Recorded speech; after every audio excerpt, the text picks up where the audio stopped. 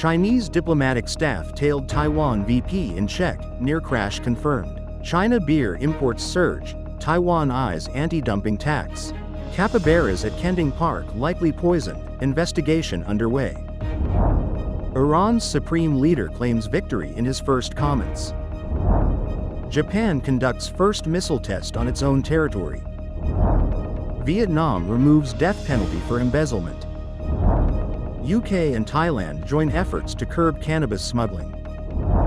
Astronauts blast off on privately funded trip to the space station.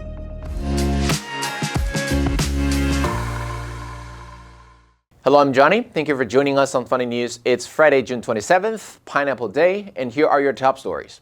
And for today's Taiwan news, Taiwan's Vice President Xiaobei Kim was tailed by Chinese diplomats in Prague, nearly causing a crash. Czech intel confirmed a disruptive plot. Taiwan condemned the act as illegal and dangerous. Czech media said the plan involved hitting Xiao's car. The incident raised concerns over China's aggressive overseas tactics.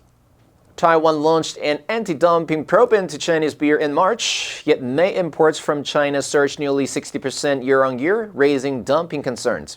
Customs data shows a 13% rise in volume and 20% in value through May. The finance ministries may impose a provisional anti-dumping tax by early June to protect local brewers.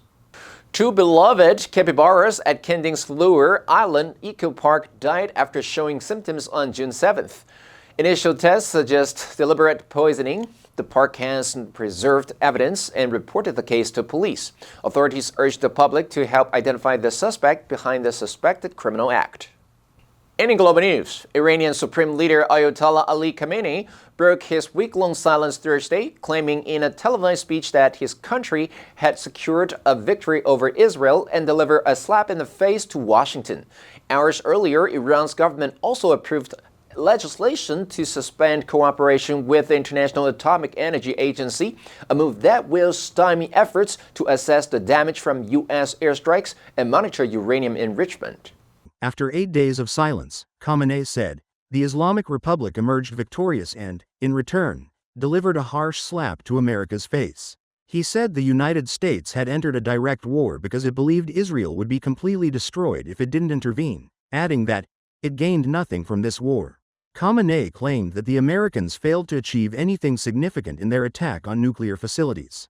Responding to President Donald Trump's assertions that Iran's nuclear sites were obliterated, the Supreme Leader added, it's clear that the American president needs to exaggerate. They resort to exaggeration to cover up the truth. Japan's army announced Tuesday that it had conducted a missile test for the first time on Japanese territory, as the country accelerates its military buildup to deter an increasingly assertive China.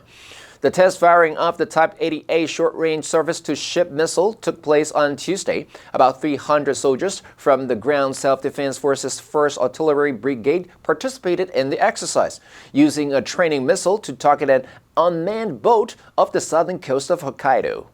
Due to space limitations and safety concerns, Japan has previously conducted missile tests in the territories of the United States, a treaty ally, and Australia, a key Japanese defense partner with vast training grounds. The recent missile test underscores Japan's push for a more self-sufficient military and its acquisition of strike-back capabilities to deter China's increasingly assertive naval activity in regional waters. Japan is also concerned about growing joint military exercises near its coasts involving China and Russia. The country is currently working to deploy long-range cruise missiles, including U.S.-made Tomahawks, beginning later this year.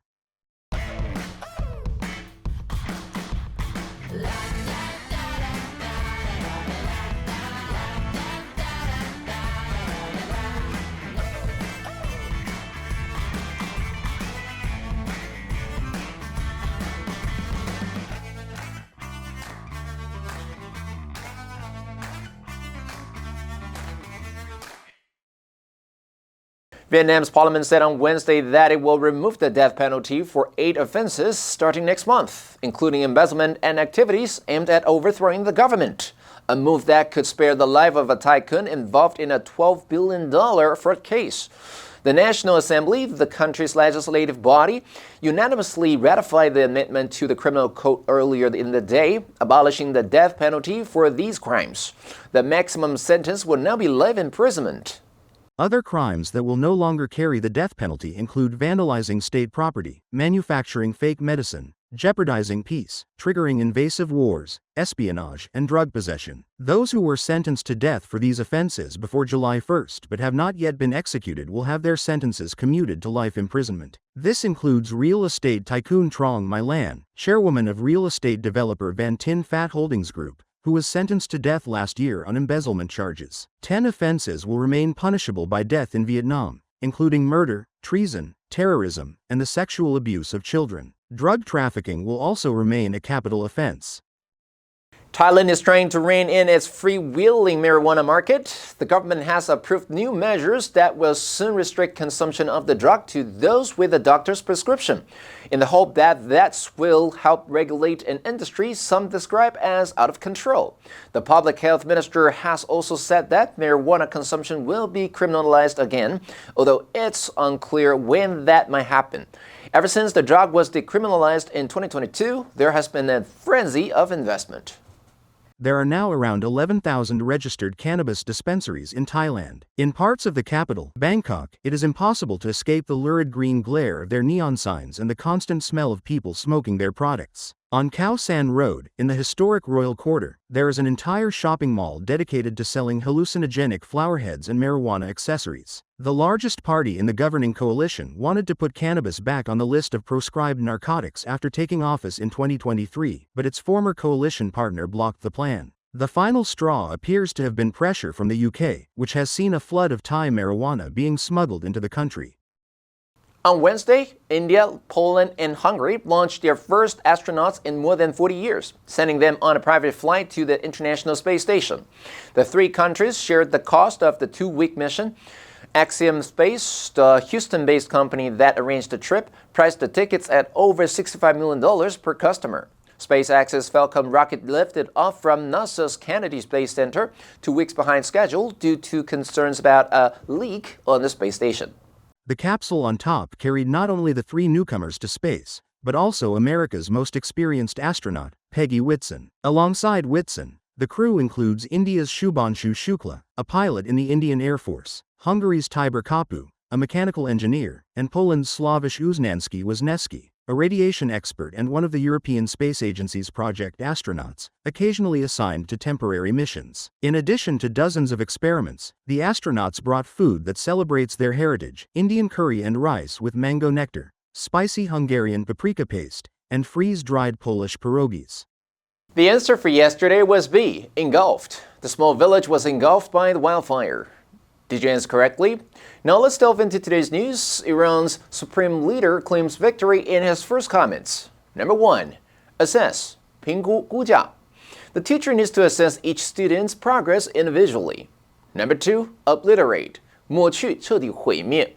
The town was completely obliterated by the hurricane. Number 3. Exaggerate. 夸张夸大. He tends to exaggerate his achievements when talking to others. Next, we have a multiple choice question for everyone to practice. Which answer would you choose? You can write your answer in the comments section. The correct answer will be announced next week. Pineapple Day lights up our calendars every year, offering a chance to celebrate this tropical fruit known for its sweet and tangy taste. This special day is not just about indulging in pineapple delights. It recognizes the fruit's nutritional benefits, economic value, and symbol of hospitality and friendship across cultures. And that's all for today's FUNDAY News. Be sure to tune in to FUNDAY News from Monday to Friday and click the link below to join FUNDAY for free. I'm Johnny Wu, your host, and I'll see you next time.